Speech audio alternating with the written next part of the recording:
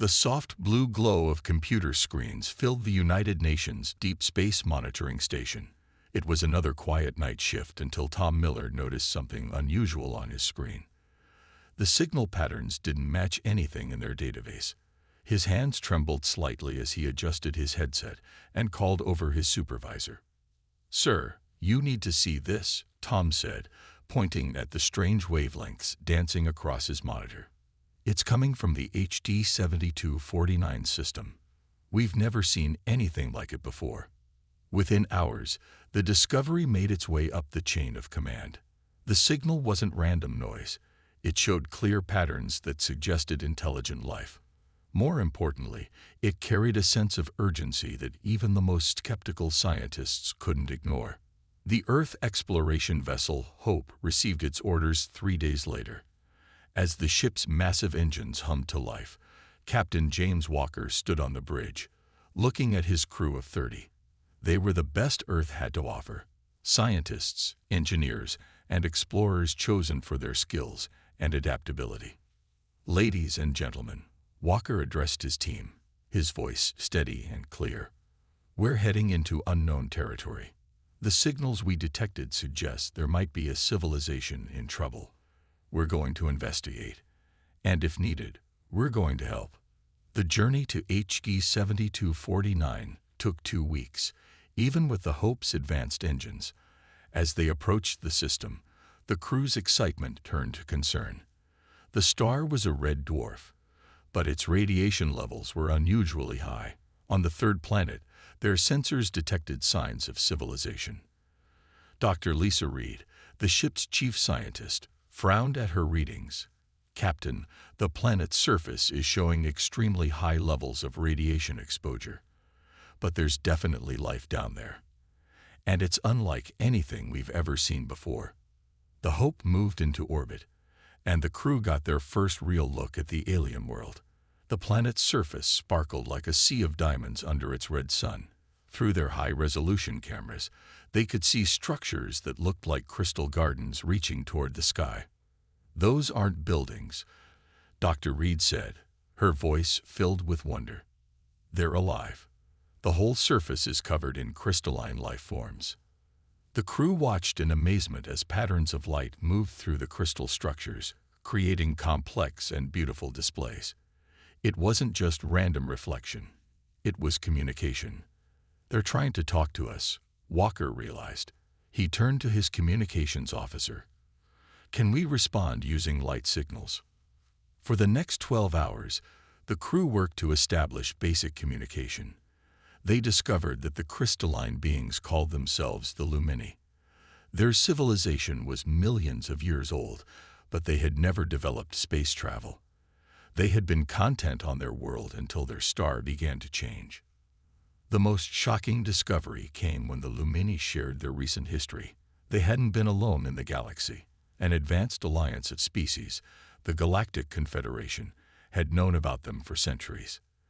The Confederation had watched them, studied them, but when the Lumini's star began to destabilize, they simply left.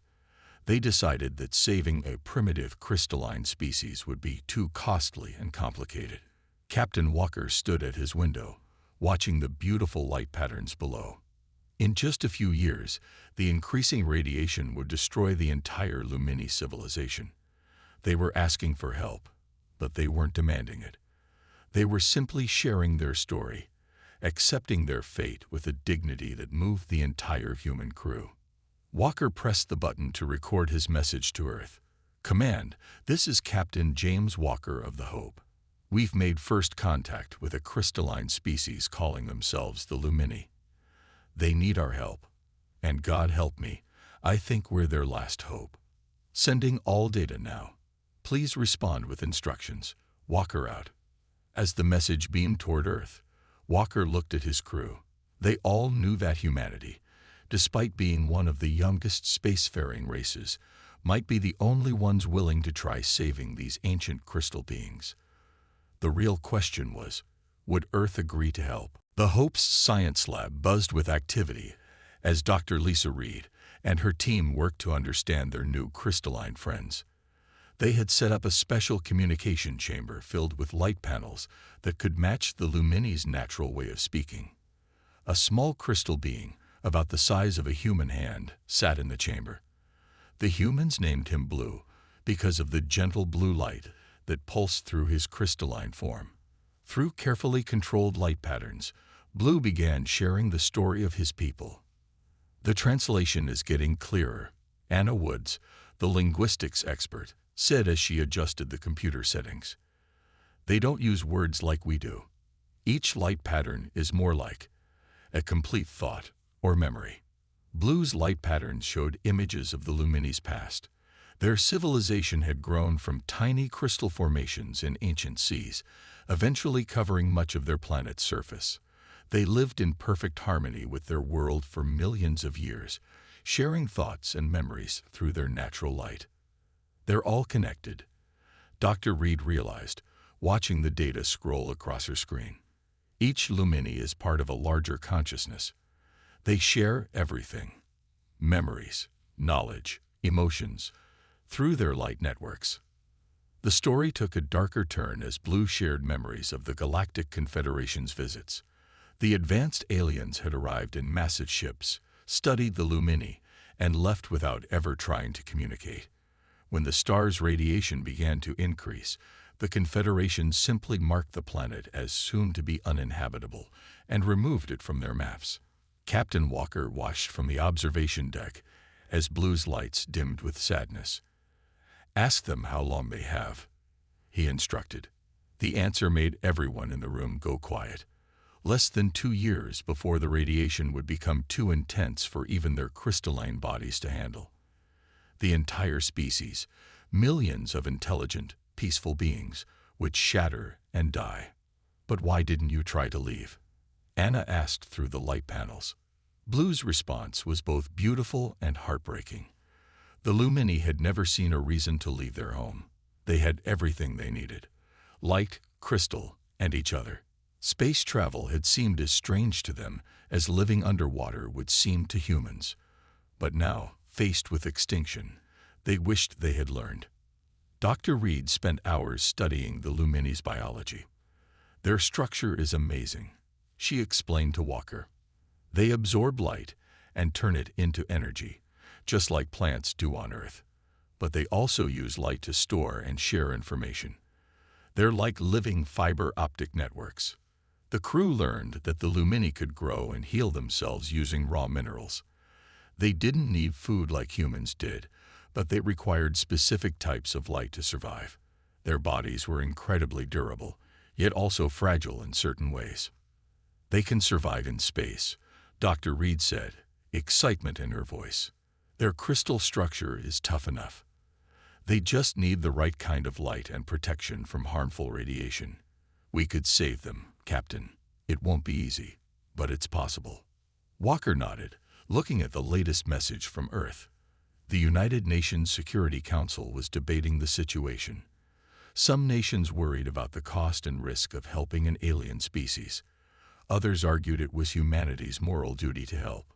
Blue's lights pulsed softly in the chamber, sharing images of young Lumini growing from the crystal beds, of vast networks of shared knowledge and experience stretching across their world. They weren't asking to be saved. They were simply sharing their story, their memories, their existence with someone before the end. "We can't let them die," Anna said quietly, watching the beautiful light display. "They have so much to teach us about consciousness, about connection, about peace." Walker picked up his communicator and contacted Earth again. His message was simple but firm. "The Lumini are a species worth saving. Whatever Earth decides, they need to decide fast. Time is running out." The United Nations building in New York had never been so crowded. Representatives from every nation on Earth packed the General Assembly Hall. On the massive screen at the front, a live feed showed the crystalline surface of the Lumini world, its beautiful light patterns growing weaker under the increasing radiation. "The cost will be enormous," said the representative from Germany, standing at the podium. "But can we put a price on an entire civilization? On all their knowledge and culture?" The debate had been going on for 3 days. Some nations worried about using Earth's resources to help aliens when there were still problems to solve at home. Others argued that saving the Lumini was the right thing to do, regardless of cost. In the back of the hall, Dr. Mike Porter, Earth's leading expert on space colonization, showed his latest calculations to the Secretary General. "We have the technology to save them," he explained. "It won't be easy, but it's possible. We just need everyone to work together." The Secretary General nodded slowly, looking at the images from the Hope. The Lumini's light was dimming day by day as their star's radiation increased. There wasn't time for long debates. He walked to the podium, his steps heavy with the weight of the decision he was about to announce. The room fell silent. "Today, we face a test," he began, his voice clear and strong. "Not a test of our technology or our resources, but a test of our humanity." The Galactic Confederation, with all their advanced technology, chose to let the Lumini die. They decided it was too hard, too expensive, too complicated to save them. He paused, looking around the room. "But we are human, and humans don't give up just because something is hard. We went to the moon not because it was easy, but because it was hard. We cured diseases that were called incurable. We built cities in deserts and under the sea. Now we have the chance to save an entire species, to do what the advanced aliens wouldn't do." The room was completely quiet as he continued. "I propose Operation Starlight, a global effort to save the Lumini. Every nation contributing what they can. Scientists, engineers, workers, everyone working together. We will show the galaxy what humanity stands for." The voting was quick. Nation after nation raised their hands in support. Even countries with few resources offered what they could: scientists, workers, materials. Within hours, Operation Starlight began. Factories around the world switched to producing special containers designed by Dr. Porter's team. These containers would protect the Lumini during transport, providing the right mix of light and minerals they needed to survive. Space agencies from different countries combined their fleets. Research teams shared their findings freely. The old rivalries between nations faded as everyone worked toward a single goal. In orbit around Earth, construction began on massive transport ships. They were ugly, boxy things, not the sleek vessels of science fiction, but they were designed to carry thousands of Lumini safely across space. Captain Walker received the news on the Hope. Operation approved. The message read, "Hold position. Help is coming." He shared the news with Blue, using the light communication system. The Lumini's response was a burst of color so bright it nearly overloaded the ship's sensors. It was pure joy, shared by every Lumini on the planet below. "Tell them to hold on," Walker said to his crew. "Tell them humanity is coming." Back on Earth, as factories worked around the clock and ships rose into space, a reporter asked Dr. Porter why humans were working so hard to save aliens they had just met. "Because that's what humans do," he answered simply. "We help those in need. And maybe, just maybe, we'll show the galaxy that being primitive by their standards doesn't mean we can't do amazing things." The research facility outside Tokyo buzzed with activity at 3 a.m. Dr. Kate Roberts hadn't slept in 30 hours, but she couldn't stop now. Her team was close to solving one of Operation Starlight's biggest problems: how to keep the Lumini alive during the long space journey. "Try it again," she told her assistant, watching as they activated the new light chamber. Inside, a small crystal sample from the Lumini world glowed steadily. This was their 15th attempt to create the perfect balance of light and energy the Lumini needed. "Temperature stable," her assistant called out. "Light wavelengths matching target range. Crystal structure maintaining integrity." Kate held her breath. The previous 14 attempts had failed within minutes, but this time the crystal kept glowing. 1 minute passed, then 5, then 30. She grabbed her phone and called the project leader. "We did it," she said, her voice shaking with excitement. "The new chamber works. We can keep them alive during transport." Similar breakthroughs were happening around the world.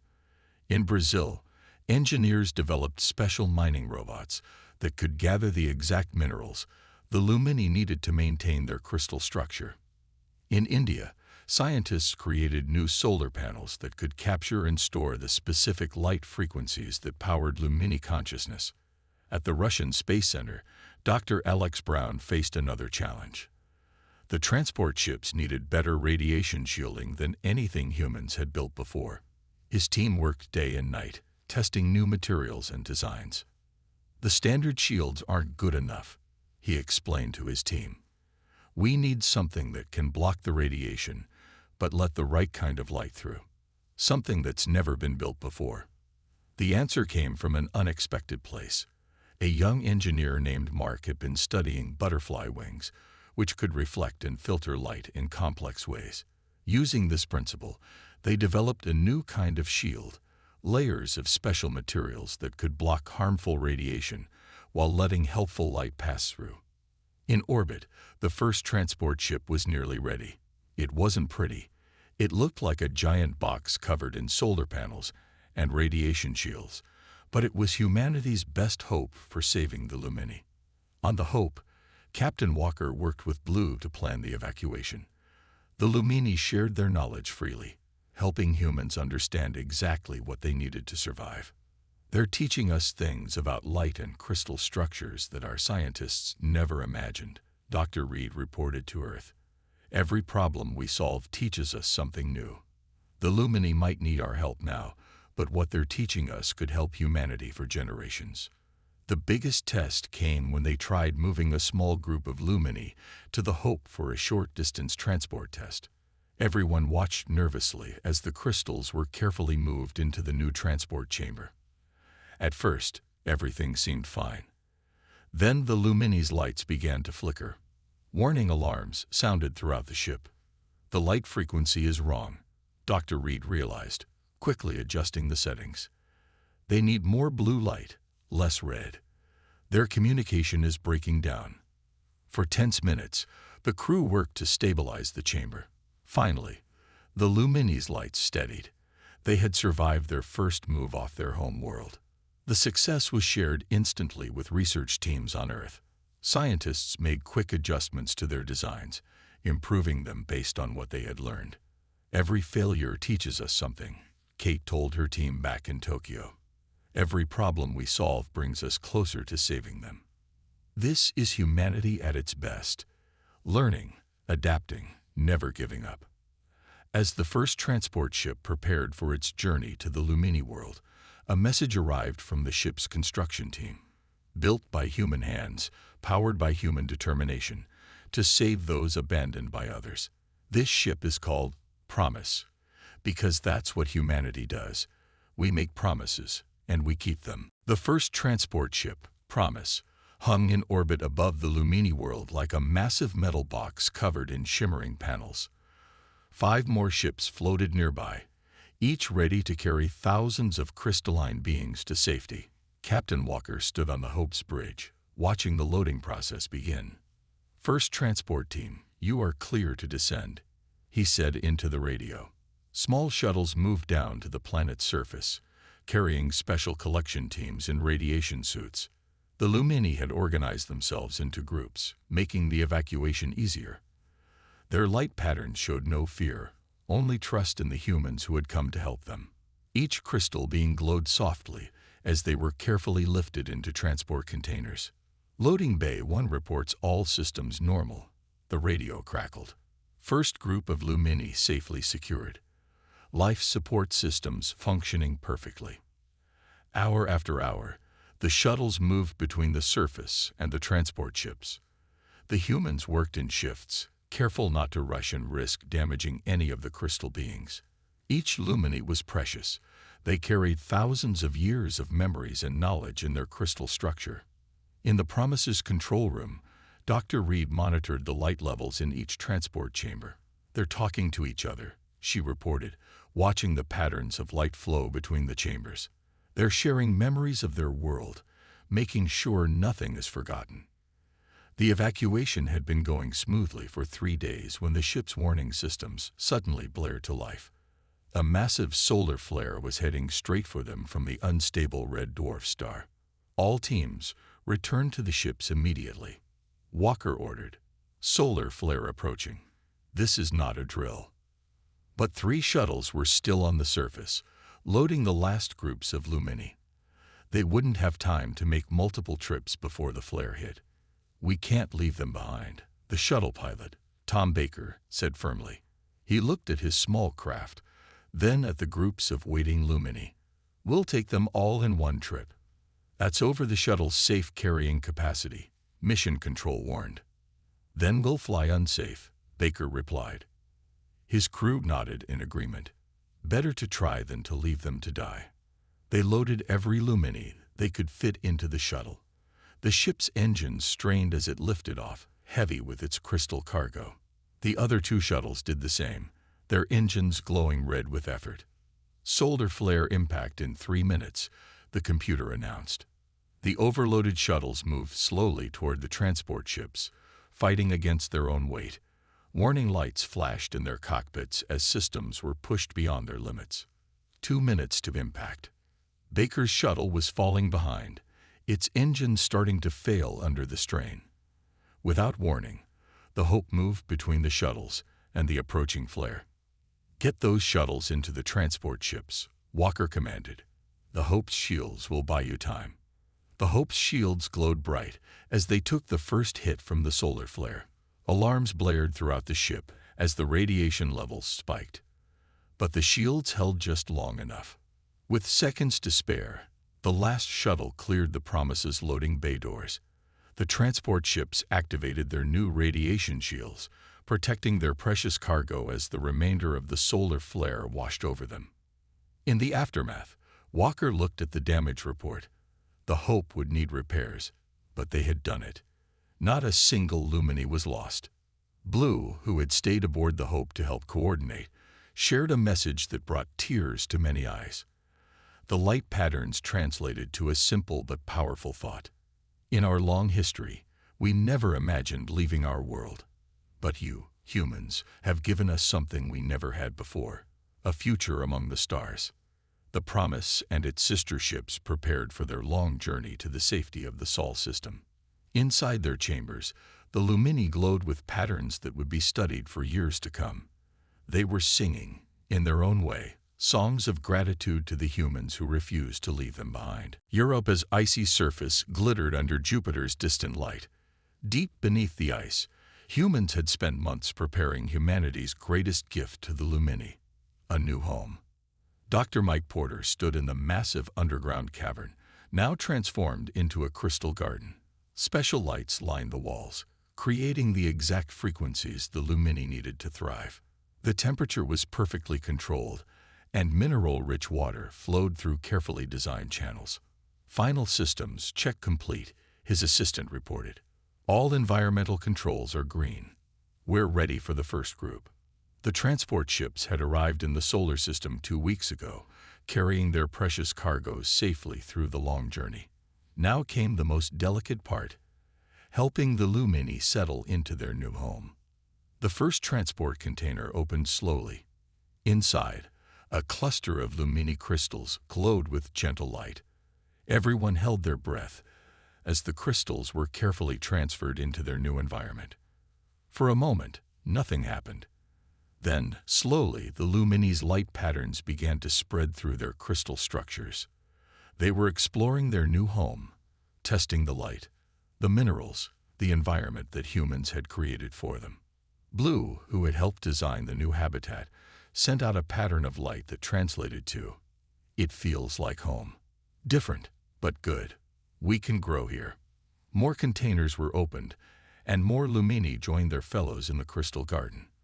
Their light patterns grew stronger as they connected with each other, rebuilding the network of consciousness they had shared on their old world.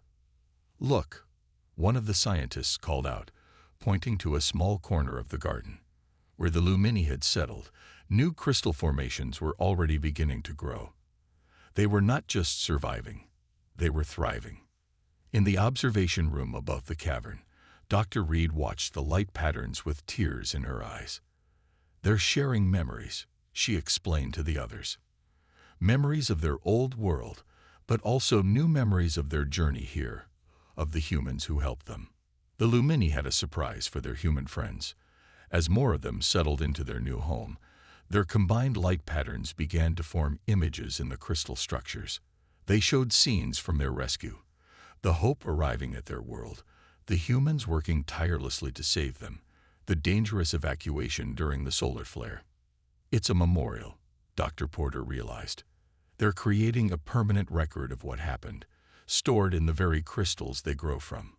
Over the next few days, more groups of Lumini were carefully moved into their new home. The crystal garden grew larger, more complex, more beautiful. The Lumini began to experiment with their new environment, creating structures that combined their ancient knowledge with the new possibilities offered by their Earth-made home. 1 month after the first transfer, the observation room was packed with scientists, engineers, and government officials. They had come to witness a historic moment, the first new Lumini to be born in their new home.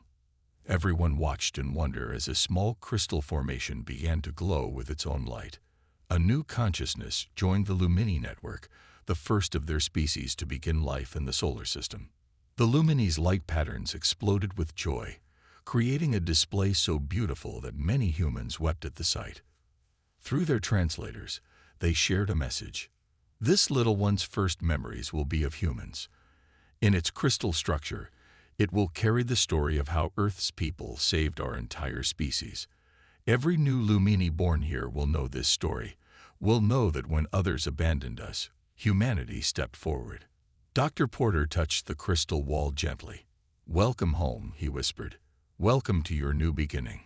Above them, Jupiter's light filtered through Europa's ice, creating shifting patterns that seemed to dance with the Lumini's own luminescence. Two very different forms of life, meeting in the vast darkness of space, creating something entirely new and beautiful together. The Great Hall of the Galactic Confederation buzzed with tension. Dozens of alien species filled the chamber, their attention fixed on the unexpected guests at the speaker's platform. A human and a Lumini. Captain James Walker, now Admiral Walker, stood proudly beside Blue, whose crystal structure had grown larger and more complex during the years on Europa. The Lumini's light patterns danced gracefully, reflecting off the polished walls of the hall. 3 years ago, Walker began, his voice carrying across the silent chamber. The Confederation decided that the Lumini were not worth saving. Too primitive, too different, too difficult to help. Today, we're here to show you how wrong that decision was. The massive screen behind them lit up with images from Europa. Crystal gardens stretched through vast caverns, glowing with countless Lumini living in harmony. New crystal structures merged ancient Lumini wisdom with human innovation. Young Lumini could be seen growing, their light patterns stronger and more vibrant than ever before. The Lumini population has not only survived but grown by 30%, Walker continued. Their new home in our solar system has allowed them to develop in ways they never could before. And they've taught us more about light, energy, and consciousness than we ever imagined possible. Blue stepped forward, his light patterns translating into words that appeared on screens around the hall. "We were ready to accept our end," the translation read. "But humans showed us that acceptance is not the only answer to impossible problems. They taught us that with determination and cooperation, even the impossible becomes possible." The alien delegates muttered among themselves.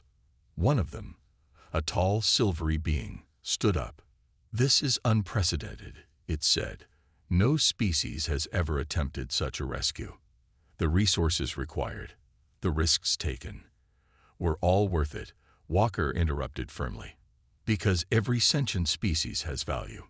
Every civilization has something to teach us. The true measure of advancement isn't how much technology you have. It's how you use it to help others." Blue's lights pulsed brightly as he shared new images. They showed human scientists working alongside Lumini, learning from each other.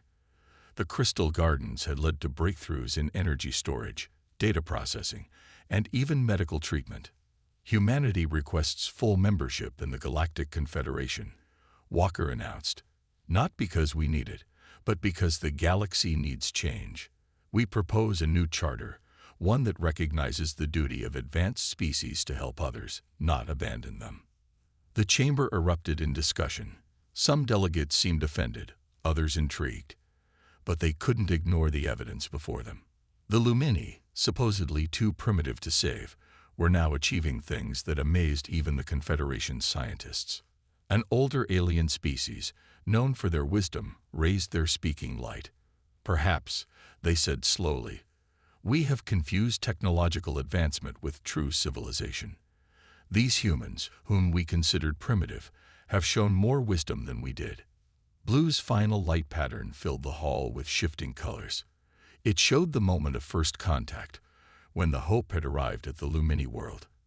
Then it showed the present, humans and Lumini working together, learning from each other, growing together. We offer you a choice, Walker concluded. Continue as you are, ignoring those you consider beneath you, or join us in building a galaxy where every species has value, where we help each other grow, where being advanced means being compassionate. As the Confederation delegates began their deliberations, Walker smiled at Blue. Whatever the Confederation decided, humanity had already won its greatest victory. They had saved an entire civilization, gained incredible friends, and shown the galaxy that being primitive didn't mean being powerless. Back on Europa, the crystal gardens continued to grow and glow, a testament to what could happen when one species simply refused to let another die. In the end, that was humanity's greatest strength, not their technology or their resources, but their simple, stubborn determination to help those in need, no matter the cost.